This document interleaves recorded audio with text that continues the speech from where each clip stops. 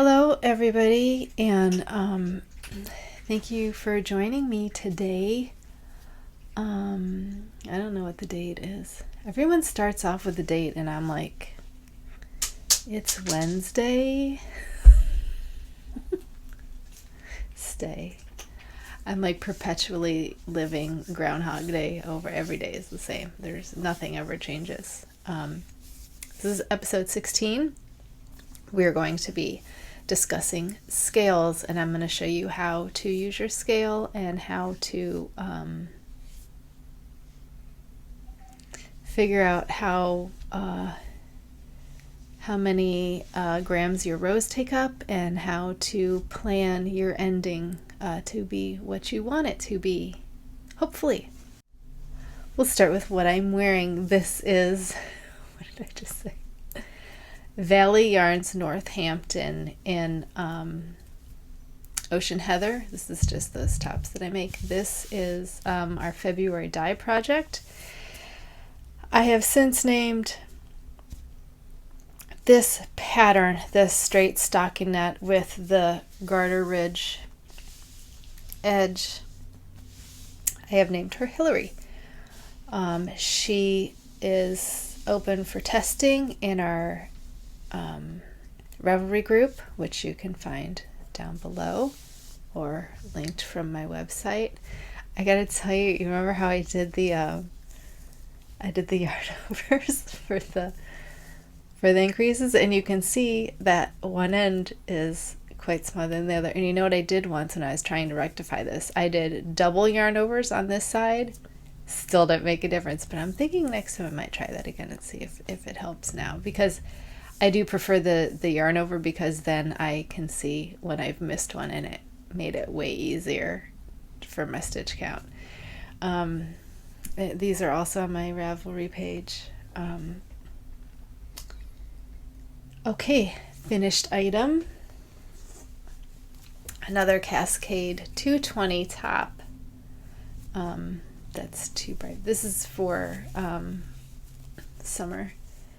I like to wear lighter colors in the summer, and like I said, I have a few pastels that I do like to wear because they look great with black.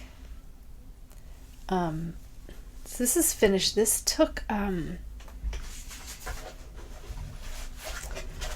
kept track. It took 8 nights. So that's like 16 hours of work. I don't know how I got it done that fast, because these take me like 4 days if I'm working. Like I said, it's half a day, so maybe that, I don't know, maybe that works out. Why am I so scratchy? Anyway, that is my only finished item. Go to, so since that finished, I started another top in my other favorite pastel color with the yellow, because it usually goes well with my skin tone. This one might be a little too warm for my skin tone, but I don't care. So this is started 2 nights ago, so I got one half done one night and then one half done the other night, and now it's ready for the back to be cast on and joined in the round. So 8 days later, 6 days now, this might be done.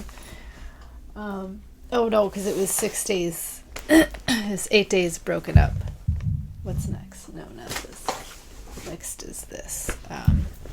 Our lace shawl. Okay, so one of the reasons I'm having such a hard time with my throat today is that I had a 3-day flare, which is very unusual for me. So all weekend I was in bed and I did not get a lot of knitting done. I got literally this eight holes of lace done over the whole weekend. But that's okay, because we only have one more set. We have one more repeat of the stockinette and lace, and then depending on how much yardage I have left over, because I have to tell you that I remember this was the first one I did, and I remember working on it, and it got really, really long, like really super long, like it was way down the whole front of me. And see, those usually aren't that long. So it's like, this is really long shawl. So you can stop it at that, or you can, like, after the 8 holes, the last 8 holes, we do 3 rows of garter ridges. So we do 6 rows of garter. Well, it could be 5 because we just need that 3rd ridge. So once we hit that 3rd ridge, if we have enough, we can do the knit forward and then do the bind off on the wrong side, or you can just finish that knit on the back row, on the wrong side row, and then you can bind off on the right side if you want. So it really depends with you. I think there's not a big difference between those two. So but anyway, this should be done. I expect this to be done next week, and then it will be ready for testing. I have named this one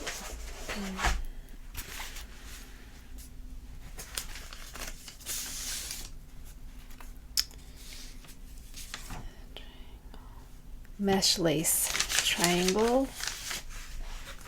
I've named this one Michelle.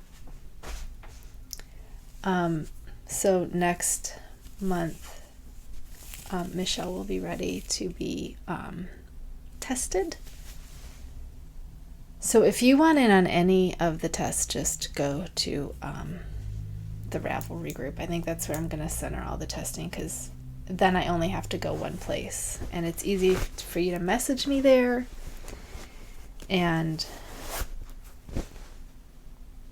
it's just easier. How much did we have? Do I have the count of this?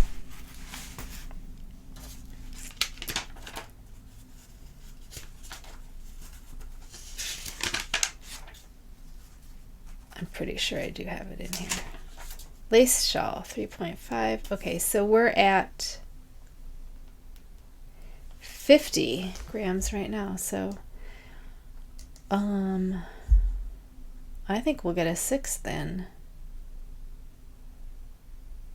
depending on what the 5th repeat, because 50 is not going to take up all of that. So we probably will get a 6th one in there. I don't know. If there's more than one, I won't be done next time.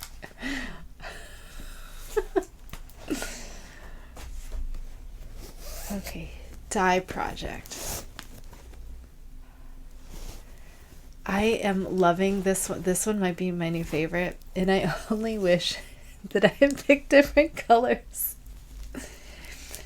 I saw the I was just before I get dressed, I go to my YouTube channel and I look at what I've worn already to try to get everything in, so you're not seeing the same things. And I noticed that when I wore the red one of these, or the green one of these, I had this purple top on, and I just loved the green and purple with the black, and I was like, oh my god, I should have done this and that, because I think I really would have liked it, but I'd already used green, so I didn't want to use it again. Anyway, let's place up. Here we go. I'm running out of needle space because I have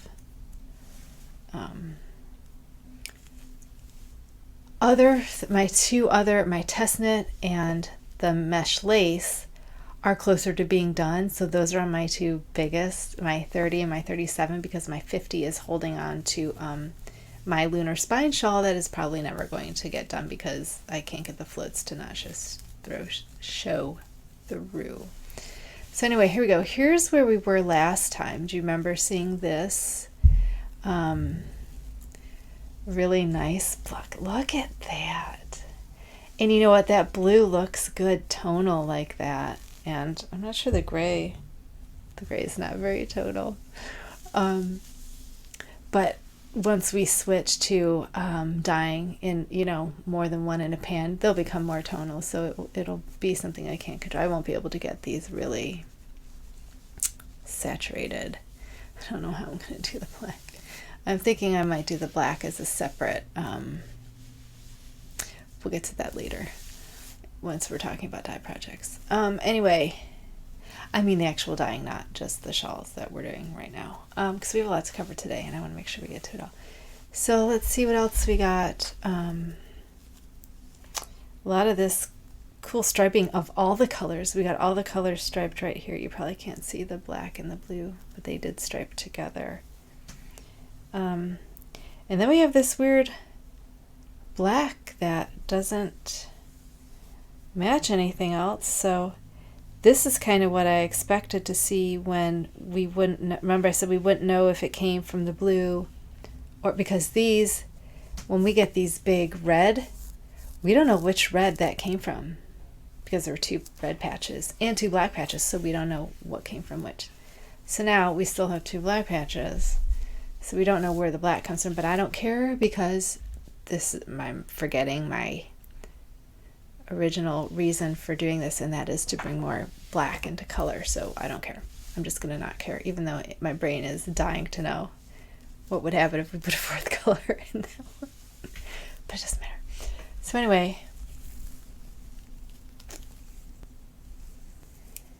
So anyway, really liking how this is working up. I think it looks really, really cool.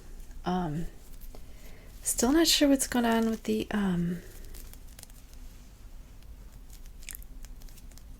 I'm gonna try to get my cast on however I did it. I'm gonna try to figure that out so that can be put in all the patterns, because I'm just gonna,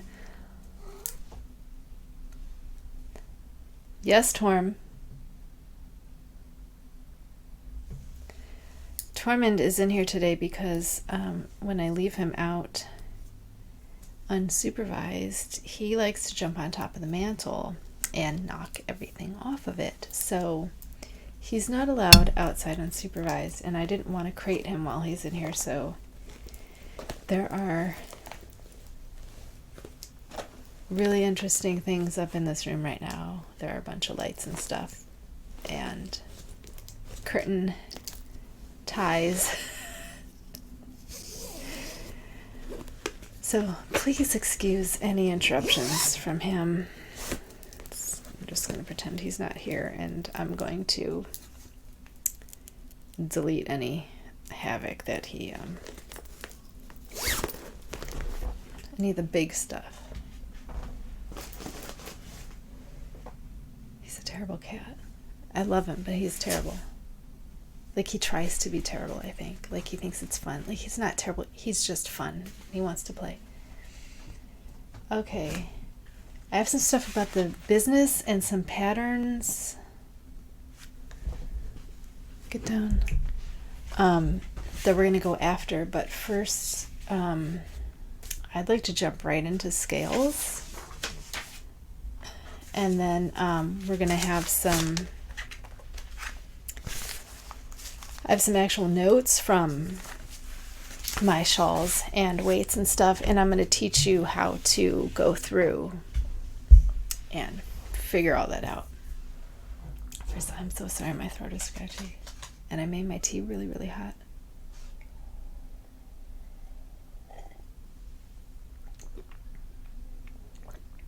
I feel like maybe I should have made it cold. But anyway, that we're not going to need today, I don't think. Okay, so first I want to show you some scales. Did I want to... Okay, give me a pen so I can write it. I wrote some notes, guys.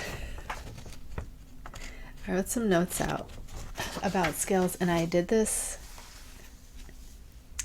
the day before yesterday.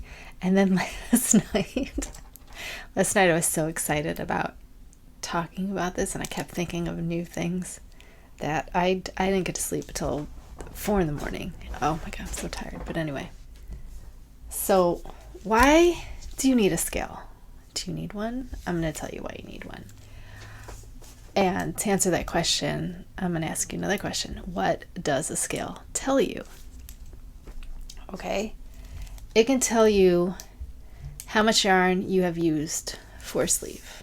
It can tell you how much yarn you have used the body of a sweater. It can tell you how much you used for a sock. It can tell you how much you use for a shawl. It can tell you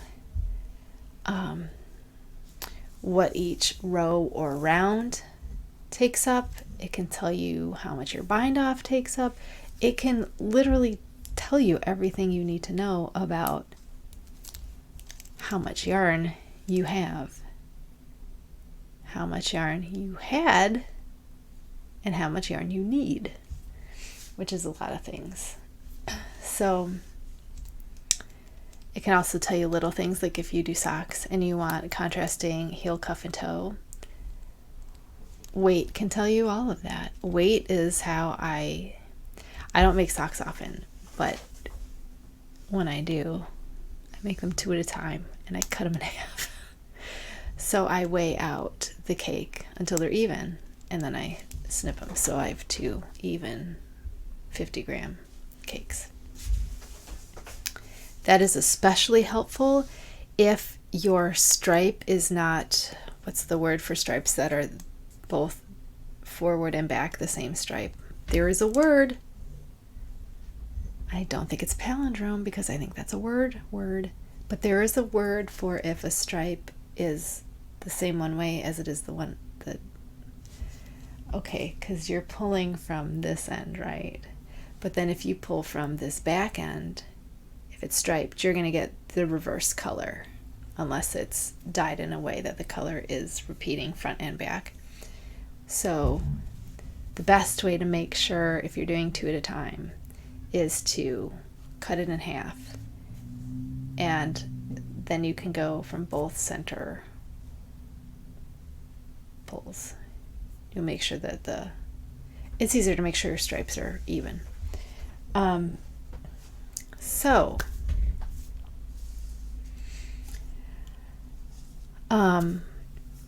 What I mostly use my scales for is if I'm going to be replacing something, like, or if I'm going to make Lola's sweater and I have my leftover from my top.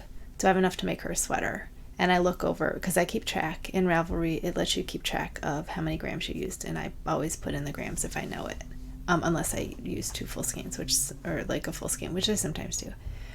But usually I'll know what my leftover was just for me. If you want to make a hat, like a hat that you've already made, like say you want to make another sock head, but you don't have full skein, or maybe you want to make a sock head with like 2 different skeins, and so you weigh the one you've already made, and then you can know if you can use these to make it again. I also really liked, my favorite way of using my scale is so that I don't have to play yarn chicken, because I don't like tinking back, especially if I'm on my last bind off row of a shawl. That will irritate me to no end. So that's probably what I use it for the most, is making sure I can use the very last bit of, I like to have that tiny little bit of yarn left. So I'm going to show you some scales that I have and why I like them. This is my favorite scale. It is a jeweler's scale. And let's see if it will show you. It might not, because I'm holding it up.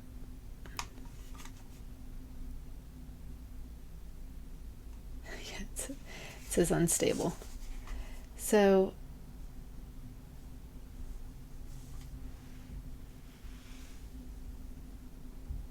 I know it's going, but you see that there are 2. It says 80 whatever, and then there are 2 decimal points after. That's what's important to me. I want to have during grams to decimal points after grams. And I just find that gives me more, okay, because that one that you're seeing can be anything from 0.5 to 1.4, okay? Because you round up and down. So if you see 1 gram, that means that could weigh anywhere between 1.4 and 0.5, because that's how it works. So if you have those 2 extra decimals there, you know exactly. You don't need to know more than 2. I've never needed to know more than 2, and I only need to know more than 2 because I also use the scale when I'm dyeing to weigh my dyes. As you have seen, they work out to be 2 decimals, and we work them out to be 2 decimals because that's what my thing shows. And that gives me, that's why I can go beyond 1% dye, because I don't just want 1% dye. I might want, the lowest I think I've gone in dye so far is 0.1%. So I guess like, no, I think I've gone 0.01. No, I don't think I have, but I've gone 0.1, and I don't think I've gone lower than that. But still, that 0.1, I need that 0 next to it to know where I am. Do you know what I mean? So you need that there. Anyway, so that is my favorite. And I like this one because, number one, it has a shut off button. It has the tear button. You can change your things as memory, but I don't use that because my favorite part of this is that the cake fits perfectly on it, and this is how I measure all of my things. Once a skein gets caked up, it gets weighed and it gets marked down in a notebook. So I know what everything weighs all the time, and it actually does on here. So this is my favorite. And you can tell because they will give you the measurement of the weighing surface. I don't know what they call it, but they will give you a measurement of the weighing surface. I have this kind that is a little thing with a bowl. I find this gives me the most inaccurate weights ever. So inaccurate. And it works better if I take this off and just use this. So I can use this because still a cake fits in it. And you know what? It kind of looks like an alien spacecraft. So I'm not opposed to this, other than it's very loud when you hit the button.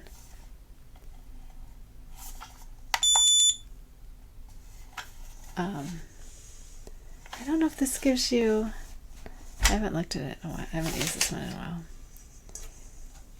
Okay, that is, I can't see anything.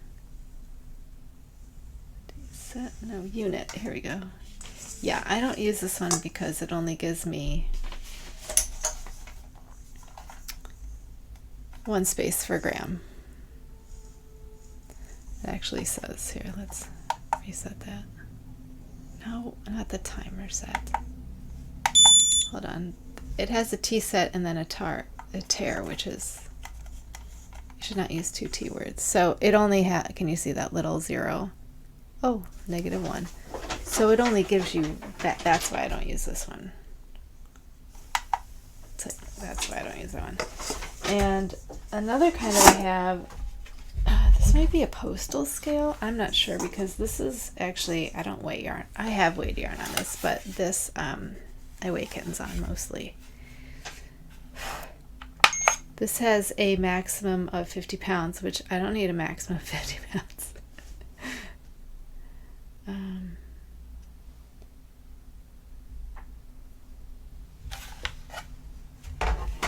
Do I have to set you down to give me, oh, my battery might be dead. Okay, ounces, grams. Yep, gives me 1 gram. So put that back to ounces because that's how I weigh kittens. So this one gives me just 1 off Don't eat those. Those aren't for you. I know you're trying to eat them. I mean, this has a great space for, you know, you could maybe wrap up a shawl, maybe fold it up and put it on there maybe. But I prefer to just, if you're doing this the whole time, then you don't have to know, you'll be able to math out what your final weight is.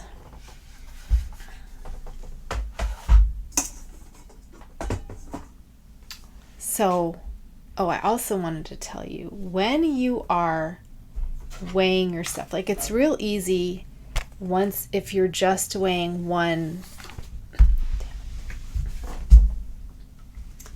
if you're weighing one skein, it's very easy because there's nothing to do. You turn your scale on. Well, first you have to put it on a very sturdy table. It has to be a solid table. Like mine won't work on all tables. Sometimes, like when I am weighing kittens, it's on the floor. So if you can't find a sturdy table, not carpeted floor, hard floor, linoleum, wood, laminate, something hard. So you're going to turn your scale on and you want it to come to 0. And if it's not on grams, then you will need to read your manual and see how to get it on grams. Now, if it's not on 0, that could mean that you are not on a stable surface. So that can mean that. So if you're not on 0, you're going to hit what is called tare, which is T-A-R-E, tare. I say tare in my head, and that's not how you pronounce it. It's tare. And you hit that button, and it should bring you to 0. So once you have that on a solid surface, just put your cake on it and make sure it is all on it, that it's fully on the thing. And you can see we've got 103.19, and I'm going to move it, just twist it a little bit and see 103.18, and then moving around a little bit more, like make sure it's still on it, and then let go. 103.18. I tend to get down.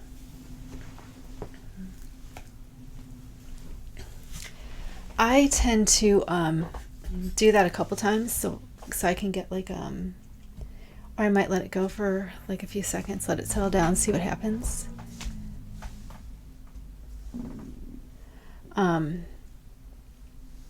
Like right now it's telling me 103.16. So I mean 0.16, 0.18, 0.19, really not that big a difference, especially when what we're doing now. But I like to get a feel for how the skein is. Now, what's different is also when you take this off, make sure it goes back to 0, because if it is saying minus something, you need to reweigh it. That means that something was wrong and you need to reweigh it. So pay attention that everything goes back to 0. Okay, I'm gonna pull this one out because it's in a cake. Now, when you are weighing your item and it is on the needles, what you're going to do is, this still goes on your thing, but what do you do with this? What I like to do is I lay this next to my scale, so it's not touching, but it's close by. And then you have to be careful that you get enough of this from it without pulling, because if you pull, that's going to get down, please. If you pull, that's going to like if you pull this real tight, that will, because it's connected to your work, remember, so there's a lot of weight down here. So what I tend to do is I leave a little off. I'll go like this, and then I'll make sure that it comes off here just kind of loosely to wherever my thing is laying nearby. Do you see what I mean by that? So this has to be supported somewhere else. Okay, so they're both on the same table. And just make sure you don't like keep twisting this and twisting this until it's super tight, because that will give you the wrong measurement. So let it go, because it's not going to be a full gram anyway. You're maybe a quarter of a gram, which isn't important because, well, it's just not important. You'll work it up later. So be sure that your project that your project and your scale are both supported, and you don't want to have this on a table and have this just dangling, because it's gonna pull on it's gonna pull this, and we don't want to do that. So what I like to say is get in a habit of doing it the same way every time. Like when I get to mine, there is a spot in between my sofa and my table, and I put my needles in that, and then I put this on the thing, and then I make sure it's not tight. I make sure there's some looseness there, and every time I weigh, I do it the same time. And that's what's going to give you the most accurate things. Is if you do, your most accurate weight is going to come from weighing the same way. So just find a way that's comfortable for you, that you're not pulling the yarn too hard, and it should be fine. My other piece of advice is to always write down your weight. Even if you think, oh, I'll remember that, write it down. And I have this handy dandy, this fits in a mini legal pad, and it has a little pocket over here. I do not know where my husband got this, but I made him go back and get me one, because this is perfect for when I'm just taking notes, like all these notes. You see my final cashmere notes, which we're going to talk about in a minute.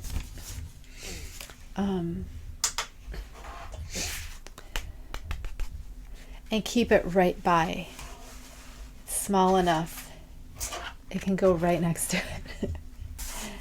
And then just label what you're weighing. And like I said, I weigh everything first, and then I write down what it is.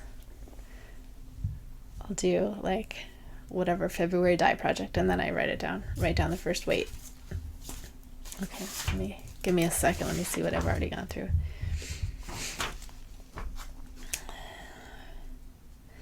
Oh, what you also want to do in making sure, you want to make sure your cake is going to fit. I really don't recommend doing a full skein,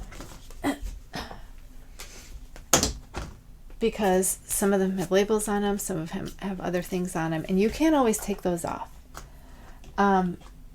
Plus, I'm not sure how it lays if you're going to get an accurate weight. Like this one isn't going to come out, so you can't weigh this without it. Also, when you have a cake, it's pretty compact, and there's no like one end is thinner. You're getting a good surface area to weight on, and it's all pretty right there. And I think you get the most accurate weights like this. I mean, you're going to get a suggested, what's the word I'm looking for? Not suggested, not accurate. I mean, your thing is going to say that it's 100 grams, right? But we know in the industry that I've had some that are 93 grams, you know, and some that are like, that one's 103.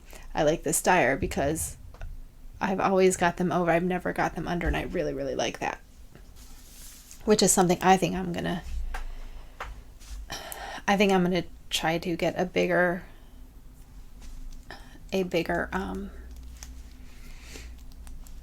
eventually. I want to get a bigger scale that I can weigh a hank on, so that I can be sure that everyone gets. But her and I also have the same supplier, so I'm not sure if she even bothers, because she sends so much more out. So I doubt she's taking the time to do that.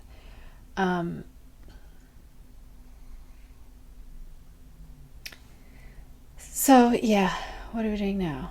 Okay. Hold on, I'm reading about how I taught you, or how I told you how to do it.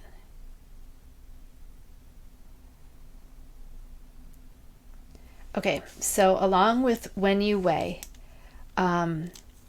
you will find times when you want to weigh. Like I said, for this one, this is Michelle.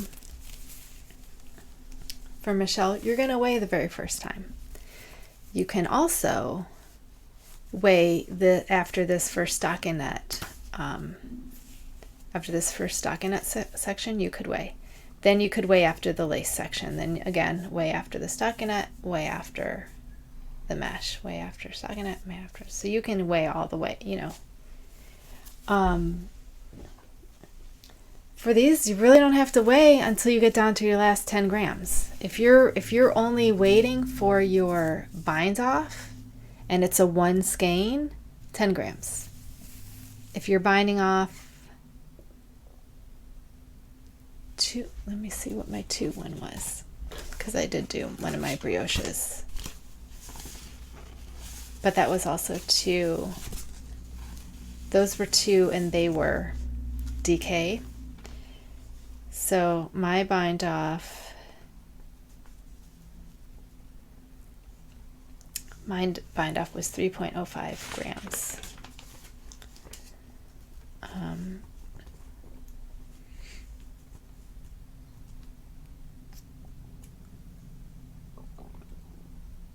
And what else is cool, if you need it for something, I'm not sure you would, but you can figure out what 60% of your yardage is, what 40%, because 50% is going to be half, obviously. So if you're working something and you go, okay, how much yardage am I going to have at 50? You can work that out. Like I worked that out to see how much. I don't know why I did. It was brioche, so that's probably why. Because I think I was trying to figure out if I really needed the 30% or not, or the 30 grams or not. So anyway, it doesn't matter.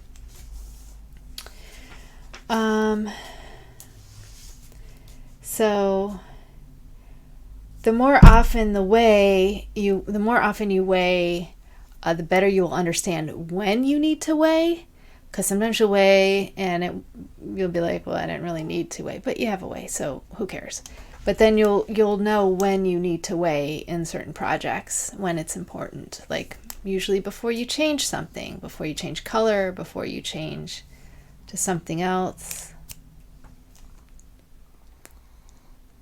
Please get down. Off. Come on. Come here. Come here.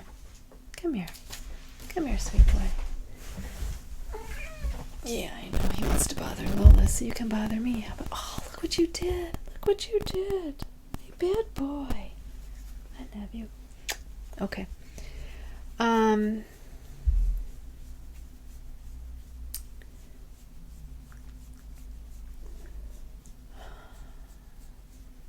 So yeah, you will come to learn when you need to weigh, when the best time is to weigh, and stuff like that. It also depends on what your goal is for your weighing. If you want to know to not run over your bind off, you'll weigh mostly at the ends. But like for some things that I think I might want to make scrappy, like our Michelle, that's mesh and stockinette, you could do each of those a different color, or you could do a mesh and a stockinette the same color and then change for the next mesh and stockinette. So having those weights is going to be it's going to give you a lot more information than if you didn't have it, for sure. Then you don't have to guess. But also with my theory that I'm still going to be working on this theory of the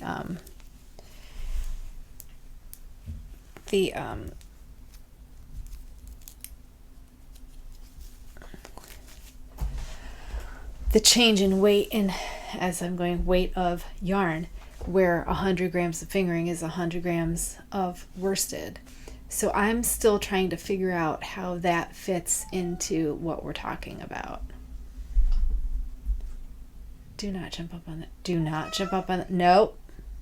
Mm-mm. No.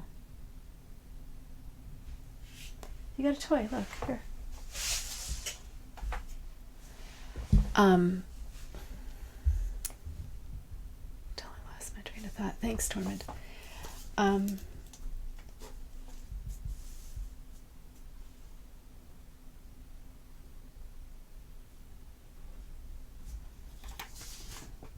Hold on, let me show my green trail with the end, show them left straw,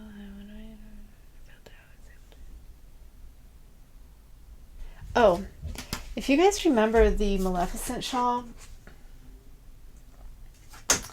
I'm sure you do. I don't know where it is. Here it is. I'm always bringing this one out, remember? So if you remember when we did this gorgeous shawl, I had weighed out one of the cakes and I didn't weigh the other one. And I cannot for the life of me remember why I didn't weigh that one. But remember, the one we had enough, and then the other one we ended up running out. The other one we ran out in the middle of in the brioche. Remember, we were so close. Had I weighed that one, that probably wouldn't have happened. But I'm not sure. But you can bet your bottom dollar that I'm going to weigh them from now on. So that is a lesson of weigh everything. Weigh everything. Even if you think it's not important, weigh it. Especially if you're using... Oh my God, I still haven't cut off the ends. Weigh it even if you think it might be superfluous to do it, because that might be something that you need, that you might not know you need until you can no longer measure it. Especially if you're doing scraps, I would cake up everything and measure everything. Just everything. Okay, there is one thing I wanted to talk to you about. Now, we're going to go into some exercises. We have some time. We can do some exercises. Because I think I did all of that. So I'm going to do our final cashmere. So we can see this, right? So after our 7th repeat, I need my calculator because I'm going to show you the trick. The trick to figuring this out. So after our 7th repeat, remember for Ruth, I only have 2 hands. We had 7 repeats of the lace. And after that 7th repeat, so we're talking right here. This little bit right here is where we're going. So here's your last hole. So that hole is row 1, and that is a 4-row repeat. So those next 4 rows don't count. So after those 4 rows, we had a right side row that was stockinette, right? So then we're going to switch to garter after this, which is knit every row. So after our four row repeat, our 7th repeat, that left us with 906 grams. Okay.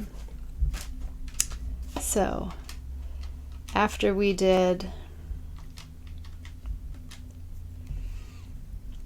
our first right side row, that means this row was 1.06. Okay. So then take our 800 minus 684. This row was 116. So our first purl ridge, this was our first ridge because that's a knit on the wrong side. Okay, knit on the right side, 684 minus 559, 1.25. And sometimes these are ridiculous with your tension, and other times they are the same and you're like, what's happening? So just go with whatever your thinks. Like, that doesn't make any sense, does it, at all? So what you want to do is pay attention to this. So be quiet. 4, 5, 6. Do not attack the light. 1.09. Okay. So by the time we're at 347, okay, so how I figure out how much I need for my bind off is I take, because the bind off I do is you knit one, knit another one, and knit those two together. So it's like you're knitting every stitch and then you're knitting every 2 stitches together. So it's like a stitch and a half. Get down right now. Right now. So I just do double or double and a half because I want to make sure I have enough. So if you take your 3, so let's say we're trying to figure out with our 3.47, do we have enough to do another row? Well, let's see. What I would do in this case is I would take our biggest row, because there's a chance it's going to be that big again. So I would take 3.47 minus 1.25, because that's our biggest one, right? So 347 minus 125 is 222.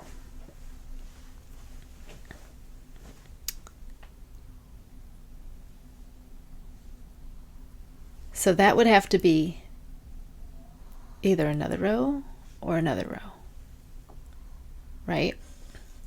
Plus our bind off. No, I mean, wait. We're saying this is a potential extra row. So is 222 enough for our bind off? Because this one we can do bind off on either side. So this one's actually easier. So let me see what my actual 347 minus 77.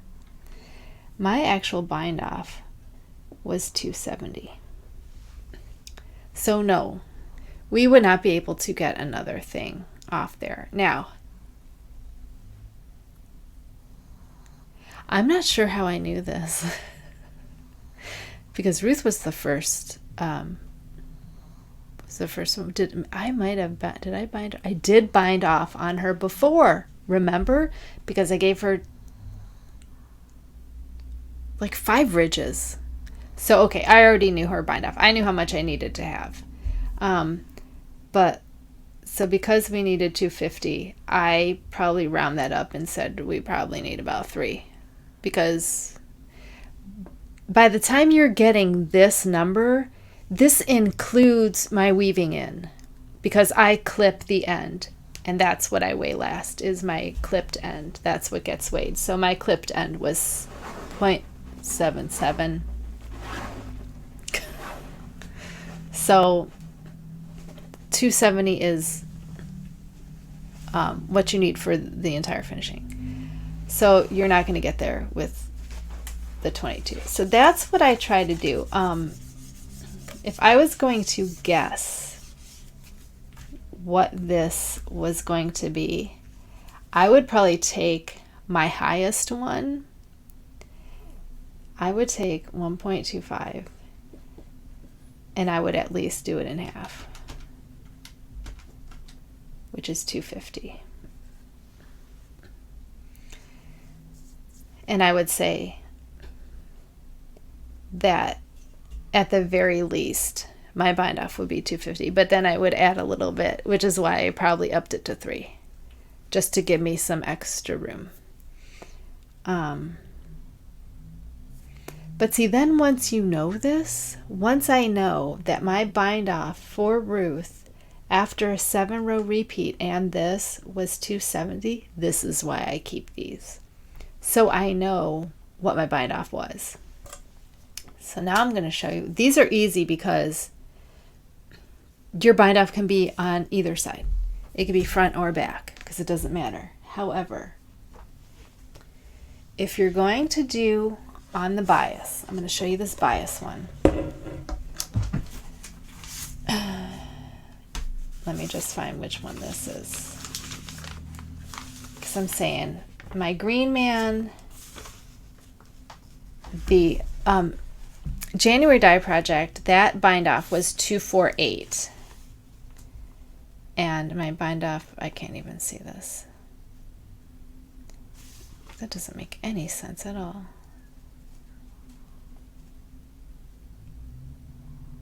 That's not true at all, because that says 312 right there. Hold on, that math's wrong. Who did that? So 312.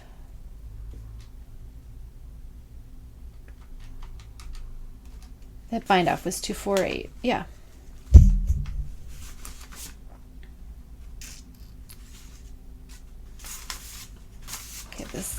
Okay, there we go. 248, and this bind off was 250 for February. So 248, 250 for February and January bind off. Pretty close. What I'm looking for here is the actual one I did.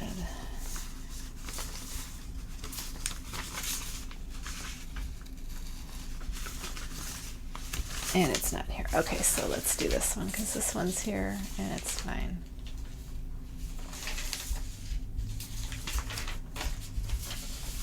So I have Red Panda. That's not that.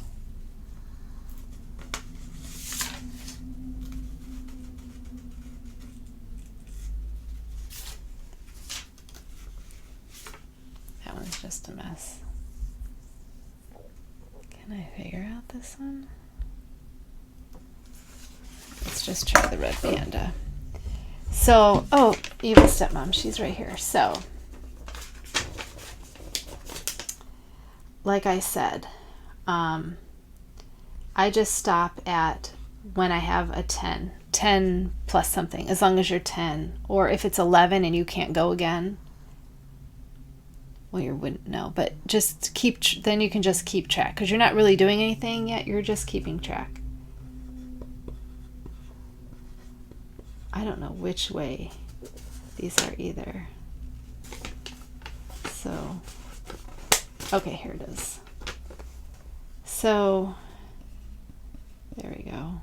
567, 489, 423. Okay, so these aren't 347, 284, 209, and then the bind off 0.52. Okay, so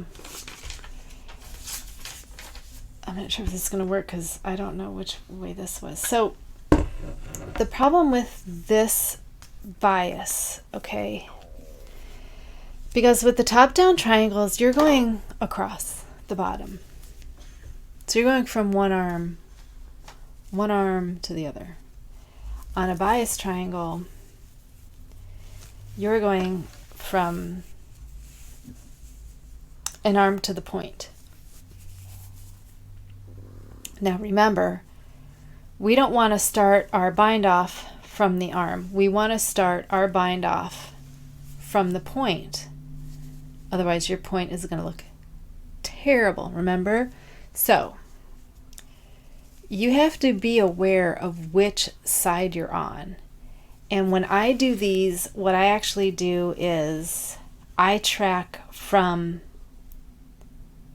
when I hit the point. So when I'm at the point, I would take a measure. So let's take a measure. Let's say, because it can be wrong side or right side, which I don't remember if this is wrong side or right side. So, but let's say at point, we're at 620, and then this is at arm. So what I would actually do then is I would connect these two, because it coming back, I don't need to know from this arm back to the point, because that literally doesn't help me at all. What I do need to know is from the point to the arm and then back to the point. So that 2-row repeat, because I need to be here to start the bind off. So whatever the measurement is at this edge, I don't need. Because I need to come back around. So I need that whole part back around. So if you're doing bias, start where you're going to do your repeat. Start here. And measure again when you get back here. And then do that a few times and you'll get an idea of how much it takes to go all the way around. And again, for your repeat, for your bind off, my bind offs for these were, let's see, 157,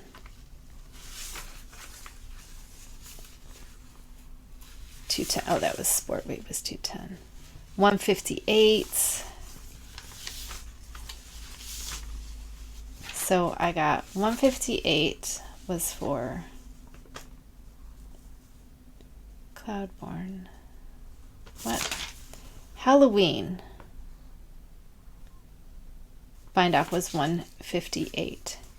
And then I had 1.45 left, but my things were 3 grams, so I knew I couldn't get another one. Bind off 210. 210 for pumpkin. Oh, because these were the stocking net in sport, so of course these are going to be different. Okay, so 174, 145, 157, all below 2. So I would make sure, I probably came up with make sure you have 2 grams to do this bind off. But that, so these are a little bit harder when you're doing that, because you're going to have to go back around. So let's say, these probably were back arounds, because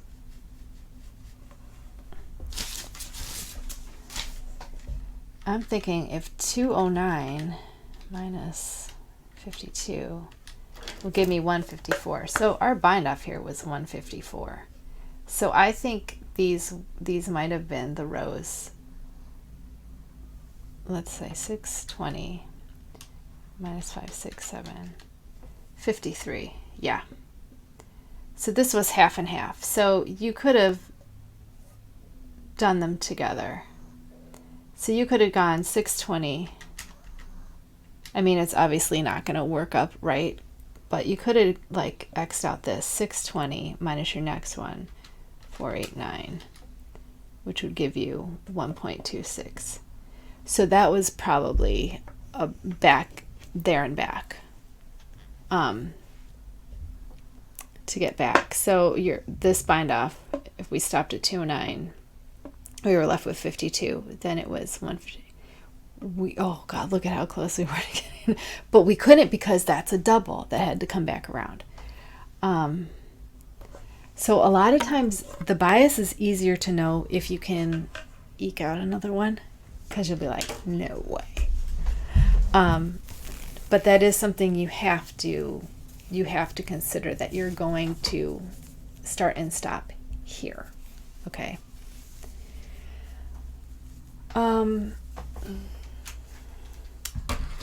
I think that is all I had to tell you. I do have some exciting things about the business, but I'm going to wait till next time since we're already over time a little bit. But I do want to look through everything, make sure I got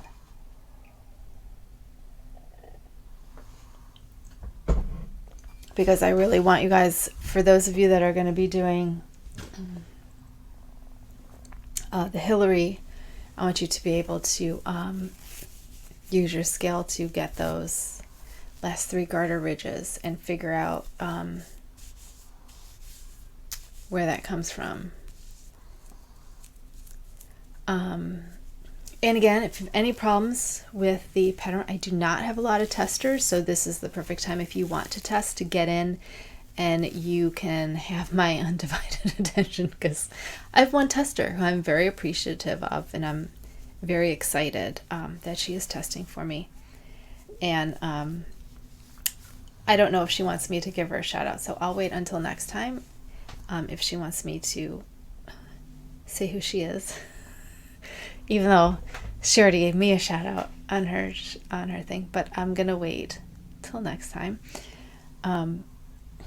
But I'm very thankful that you are testing for me.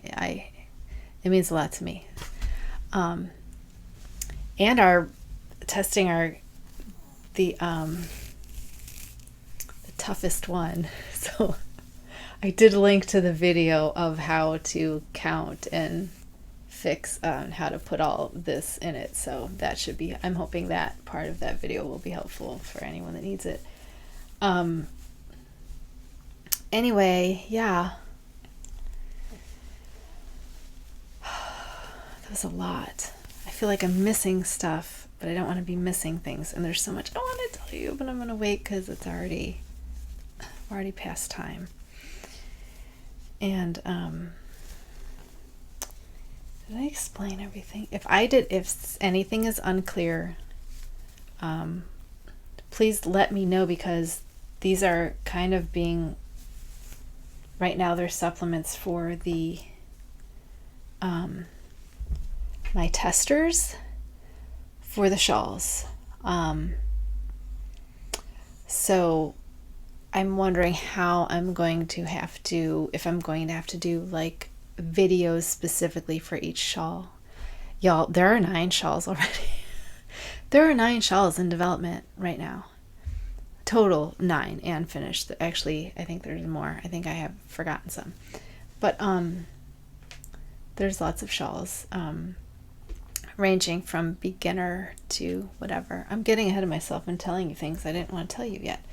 So anyway, if you want to test Hillary or Ruth, if you think you're up for Ruth and her beautiful old shell, come to the Ravelry group and sign up. Everything you need to know is in there.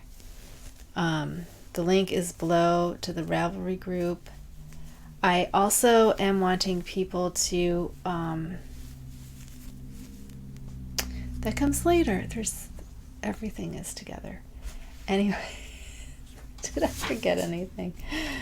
Ugh.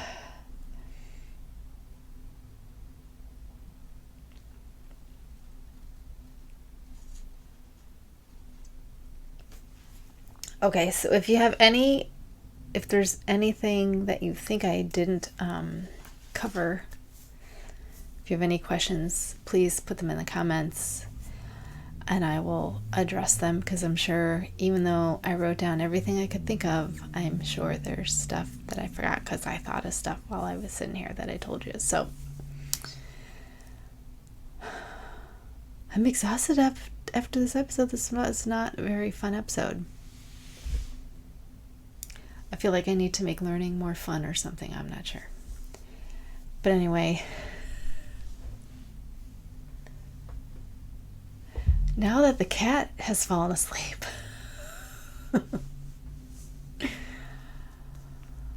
anyway, I'm sure you'll see lots of through the back here from him. Oh, did you watch Debris the other day?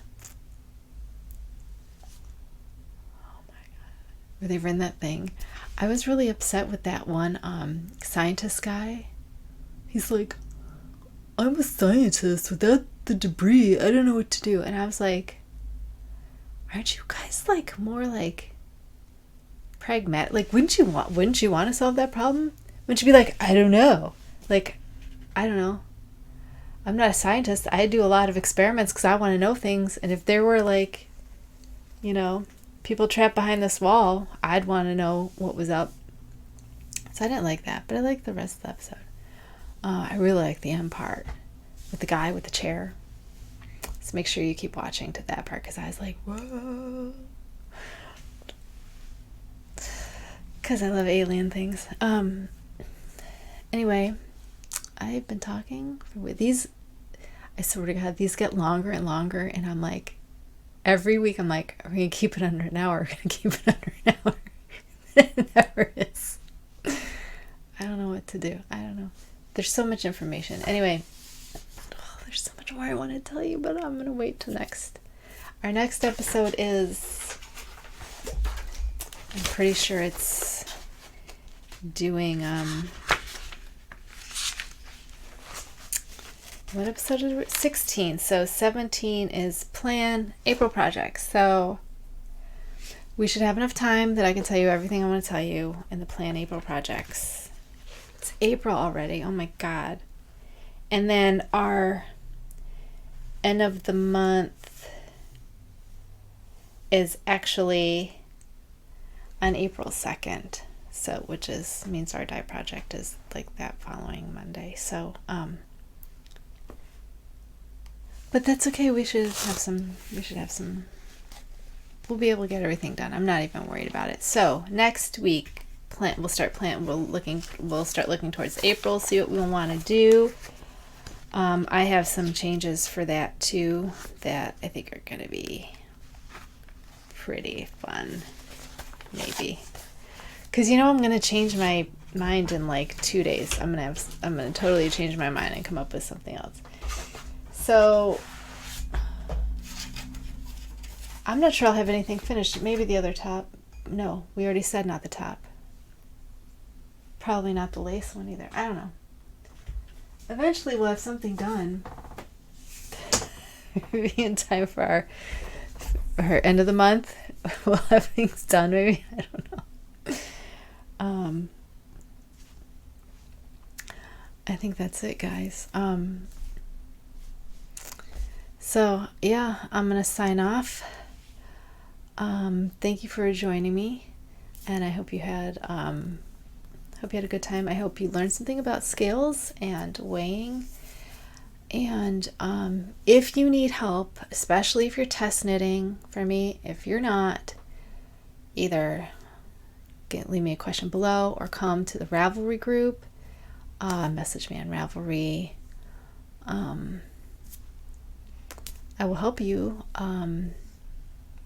as much as I can. If you need to get a scale and you're not sure, I think we're going to have a thread in the Ravelry group about what types of scales everybody has and what they like about their scales. So we'll have I don't have a lot of, I have like 6 members and 2 are me. So I have 4 members in that group. So I'm hoping the group will grow and we can be a source of knowledge for everybody. Anyway, thank you for spending an hour with me. Have a wonderful weekend. I will see you next week.